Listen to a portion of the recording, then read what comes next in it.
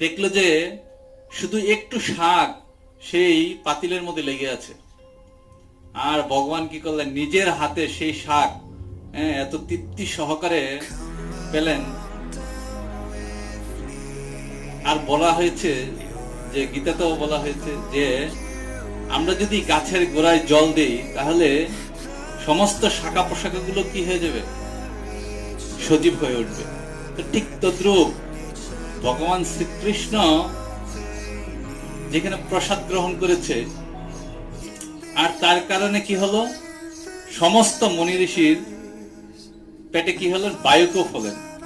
আর বায়ুকোপ হলে তারা তো নদীতে স্নান করতে গেছেন, তো তাদের এই অবস্থা দেখে মুনিরা রীতিমতো কি আশ্চর্যজনিত হয়ে গেল যে কিভাবে সম্ভব যে আমাদের উদর পূর্তি হয়ে গেল।